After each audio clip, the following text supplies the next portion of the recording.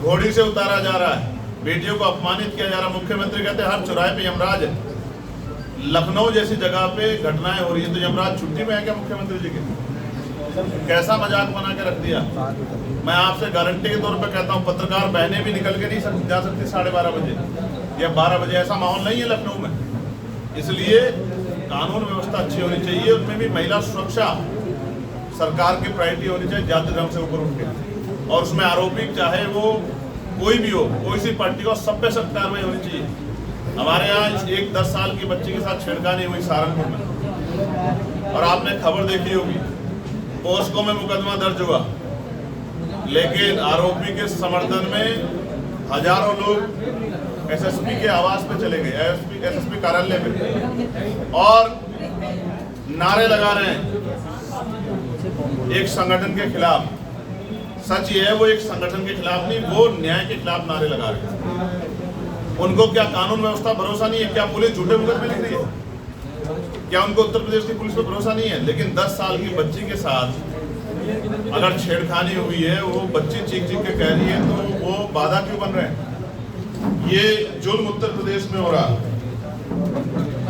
भर्ती घोटाले और भ्रष्टाचार, इसमें मैं आपसे बात रख चुका हूँ। महिला सुरक्षा पर मैं आपसे बात रख चुका हूँ। लेकिन मैं ये कहना चाहता हूँ, क्यों हम ग्रामीण क्षेत्रों में महिलाओं को रोजगार नहीं दे पा रहे हैं? क्यों हम महिलाओं को उड़ने के लिए आर्थिक सशक्तिकरण नहीं दे पा रहे हैं? ये सरकार का फेलियर है। इसलिए महिला सशक्तिकरण बहुत जरूरी है। पर्यावरण और प्रदूषण और जल संकट, ये भी हमारे सामने। क्या उत्तर प्रदेश में सभी परिवारों को पीने के लिए साफ पानी मिल रहा है? तो जवाब है नहीं। क्या सब लोग बिस्लेरी का या तमाम जो बड़ी बड़ी कंपनियों का पानी है वो पी सकते हैं?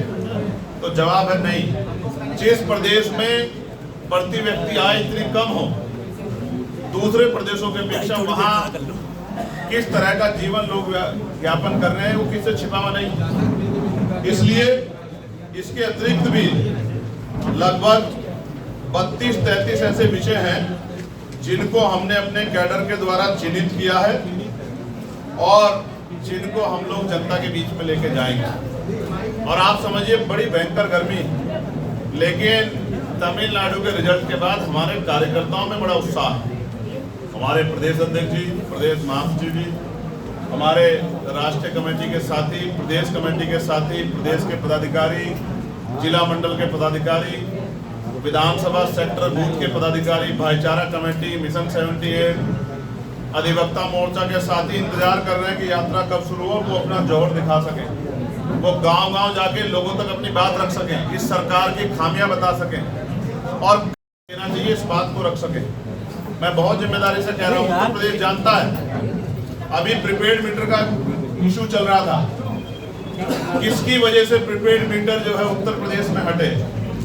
अगर मीडिया नहीं जानती तो मैं बताना चाहता हूँ, लोकसभा में आजाद समाज पार्टी के सांसद ने वो सवाल पूछा मंत्री जी से, मनोहर लाल खट्टर जी से, और उसके रिप्लाई में उन्होंने कहा कि ये ऑप्शनल है, स्वैच्छिक है, रेगुलेटरी नहीं है। और मैंने उनको बताया कि उत्तर प्रदेश की ट्रिपल इंजन की सरकार जबरन लगा रही है, गांव-गांव में, शहरों में प्रीपेड मीटर लगा रही है और आप रोजगार दे नहीं रहे हो।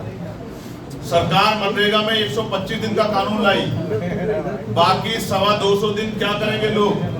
जिनके पे रिचार्ज नहीं होगा, उनके बच्चों की पढ़ाई कैसे होगी? उनके घर में उजाला कैसे आएगा, रोशनी कैसे आएगी? तब मैंने सवाल खड़ा किया, मंत्री जी ने मुझसे विश्वास दिलाते जवाब दिया कि प्रीपेड मीटर स्वैच्छिक है, रेगुलेटरी नहीं है, कोई जबरन लगाएगा, आप हमें रिपोर्ट दीजिए, हम लोग कार्रवाई करेंगे। उसके बाद आंदोलन हुए, क्योंकि जहां बिल आता था 500-700 हजार रुपए का, वहां आने लगा 6-7 हजार रुपए का। तब जाके इस डर से कि चुनाव सर पे है, सरकार ने प्रीपेड मीटर वापस लिए। और मैं आज जनता को कहना चाहता हूं, चुनाव खत्म होगा तो फिर से प्रीपेड मीटर ले आएंगे, इसलिए इनको हटाना बहुत जरूरी है। इसलिए सत्ता परिवर्तन यात्रा से जुड़ना जरूरी है।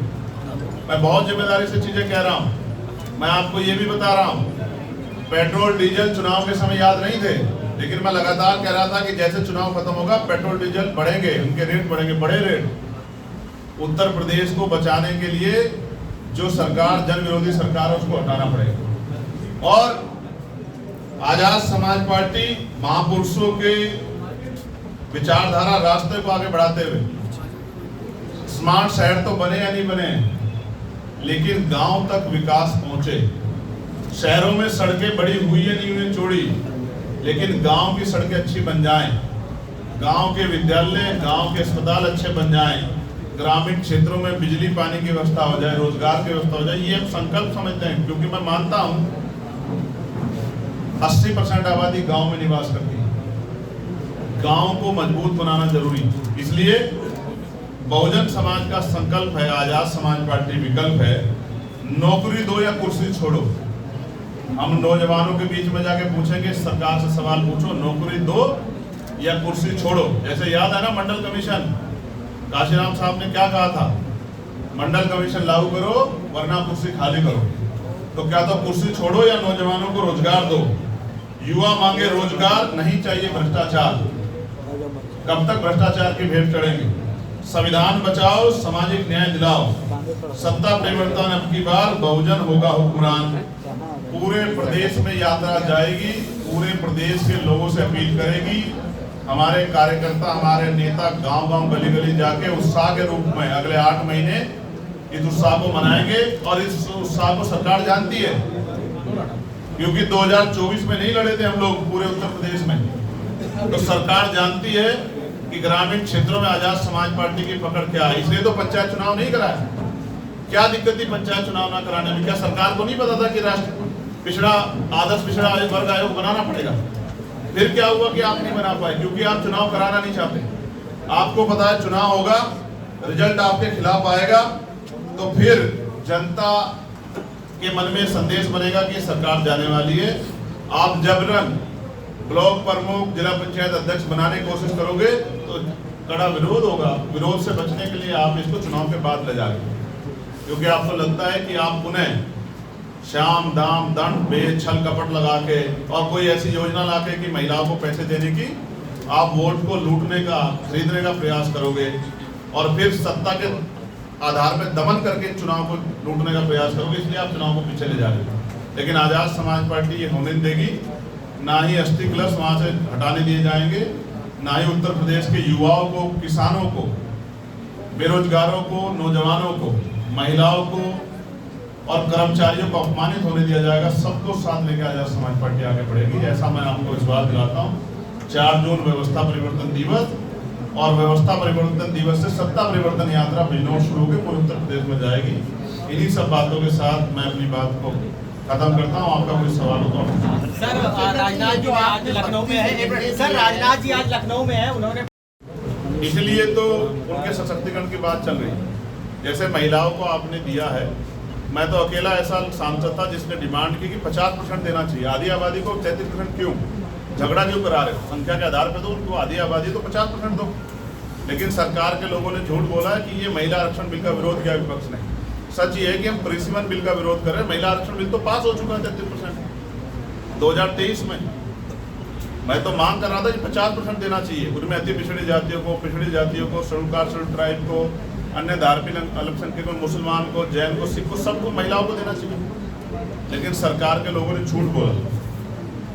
युवा बेरोजगारी और पेपर लीक का संकट मैं स्पष्ट फिर कर रहा हूँ। पढ़ा लिखा नौजवान बेरोजगार घूम रहा, सुसाइड तक कर रहा है।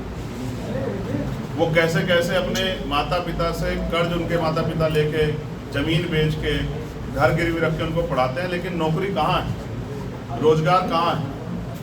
ना के बराबर नौकरी रोजगार है। और जितना सरकारी सिस्टम था उसको प्राइवेट कर दिया सरकार ने। इसलिए मैं मानता हूँ कि बेरोजगार युवाओं को सुना जाना चाहिए, वरना तो जैसे 6-7 दिन में 20 मिलियन फॉलोवर वाली पार्टी बन जाती है, जिस दिन ये नौजवान सड़कों पे आ गया तो सरकार पे संभलेगा नहीं। बताना चाहता हूँ नौजवान होने के नाते, और अभी तो क्योंकि मुझे रोजगार मिल गया, 5 साल के रोजगार पे मैं हूँ, लेकिन मैं फिर भी ये मानता हूँ कि नौजवानों को रोजगार मिलना ही चाहिए।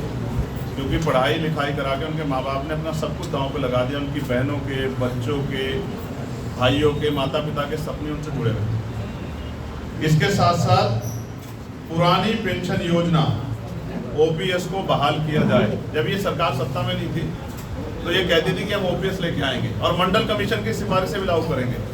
लेकिन जब से खुद आए हैं तब से एनपीएस की बात कर रहे हैं, वो भी तो आंदोलन के बाद। हम ओपीएस की गारंटी देंगे और उसको लागू कराएंगे।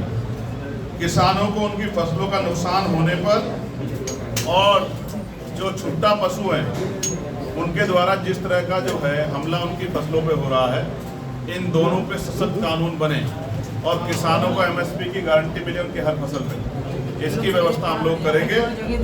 साथ साथ महंगाई और बढ़ती बिजली दरें, ये तो मैंने पहले लिखा था, लेकिन यहाँ से आते तो देखिए 10% की वृद्धि होगी।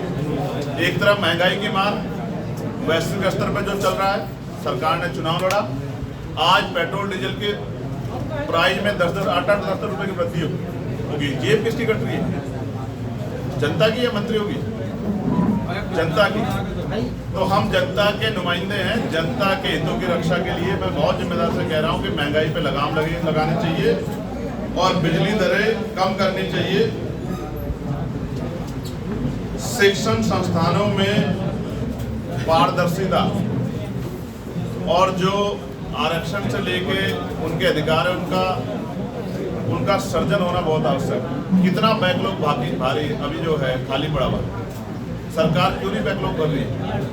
बैकलॉग भरेगा, नौजवानों को रोजगार मिलेगा। क्यों चुनाव के समय भर्ती आती है और कितने पेपरों के जो है कितनी भर्ती के नाम पे कितने लोग भ्रष्टाचार की भेंट चढ़ते हैं? कैसे पेपर आता है तो फॉर्म भरे जाते हैं और फॉर्म में जो फीस होती है और फिर सेंटर कहीं के कहीं लगते हैं और फिर जो है पेपर लीक हो जाता है, सब कुछ बर्बाद हो जाता है। उसका हिसाब कौन देगा उनकी मेहनत का? इसलिए मैं दोबारा दोहराऊं, नौजवान होने के नाते, युवा होने के नाते मैं नौजवानों के साथ खड़ा हूं। इसलिए मेरी मांग है और हम इसको लागू करेंगे। पावर में आने के बाद हम जनता के बीच में लेकर जाएंगे, जागरूक करने के लिए युवाओं को कि पेपर अगर आप कराते तो कोई पैसा न ले युवाओं से, आप दे तो रहे नहीं और पैसा जरूर लेते हैं उनसे। उसके बाद सेंटर लगाएं तो आप सुरक्षा व्यवस्था आपकी मजबूत होनी चाहिए। होम डिस्ट्रिक्ट में सेंटर लगाएं, होम डिस्ट्रिक्ट में लगा सकते हैं तो पड़ोसी जिले में लगाएं। बेटियों की सुरक्षा के साथ खिलवाड़ होती है। आपने देखा पेपर जहां होता है वहां कुंडल भी निकलवाए जाते हैं, चैन भी निकलवाई जाती है, सब कुछ क्या था, फिर पेपर कैसे लीक हो जाता है? इसका मतलब खामी अंदर है और प्रदर्शन आप बाहर की सुरक्षा करते हैं। साथ साथ आज जो अन्याय हो रहा है दलित, पिछड़े, आदिवासी, मुसलमान और अन्य धार्मिक समाज पे, वो किसी छिपा हुआ नहीं है। क्या हुआ सूर्या चौहान के साथ नोएडा में? क्या हुआ गाजियाबाद में एक और नौजवान के साथ? क्या हुआ शिल्पी कुशवाहा के साथ हरदोई में? विश्वकर्मा समाज की बेटी के साथ कितना अन्याय हुआ? पाल समाज की बेटी के साथ कौशाम्बी में कितना अन्याय हुआ? फतेहपुर की मौर्य समाज की बेटी के साथ गैंगरेप, प्रवीण मौर्य इसरो वैज्ञानिक के साथ इस तरह का जो है अन्याय, ये जुल्म कब तक? मीडिया के सम्मानित साथियों, सबसे पहले तो आप बहुत सामान्य से निमंत्रण पे यहाँ आए, मैं आपका आभार प्रकट करता हूँ। हालांकि ये भी सच है, मैं चाह रहा था इस बात को बाद में कहूँ कि जिस तरह की स्थिति बन गई है यहाँ पर और जो आवश्यक सुविधाएं है वो नहीं है प्रेस क्लब में, इस वजह से मुझे बताया गया था कि भाई प्रेस के साथी वहाँ कम जाते हैं, बड़े बड़े होटल्स में जब पीसी होती है तो जाते हैं। तो मैंने उनसे कहा कि भाई जैसा भी है तो उसी प्रेस क्लब में करें, क्योंकि इसी व्यवस्था को तो सुधारना है। सरकारी व्यवस्था को सुधारेंगे तभी अच्छा रहेगा। तो मैं सबसे पहले तो आपको 4 जून जो आज़ाद समाज पार्टी काशीराम की सीनियर लीडरशिप ने व्यवस्था परिवर्तन दिवस के रूप में मनाने का फैसला लिया और उसके बाद 4 जून व्यवस्था परिवर्तन दिवस पे सत्ता परिवर्तन यात्रा हम लोग उत्तर प्रदेश के बिजनौर से शुरू करेंगे। और ये सत्ता परिवर्तन यात्रा बहुजन हिताय बहुजन सुखाय के संकल्प को आगे बढ़ाते हुए सामाजिक न्याय, भागीदारी और संविधान बचाने के संकल्प के साथ पूरे उत्तर प्रदेश के गांव, कस्बों, शहरों, पंचायतों तक जाएगी। हम और हमारे एक कार्यकर्ता पूरे प्रदेश में पहुंचकर जिन मुद्दों पे मैं आगे आपसे बात रखूंगा उन मुद्दों को लोगों तक पहुंचाने का काम करेगा और पार्टी उसे उन्हीं मुद्दों पर चुनाव लड़ेगी। मैं पार्टी के नारे के साथ आगे बढ़ता हूं कि बहुजन समाज का संकल्प है, आजाद समाज पार्टी ही विकल्प है। आप और मैं जानते हैं कि पूरे उत्तर प्रदेश में किस तरह के हालात हैं। वर्तमान सरकार को 9वां साल लग रहा है। 9 साल लगभग उनके जो हैं वो भी ये समझिए कि उसके भी 3 महीने ज़्यादा का समय बीत गया है। क्या हालात है, मैं आपको अभी की खुशखबरी देता हूँ जो सरकार ने आपको दी है उत्तर प्रदेश की महान जनता को।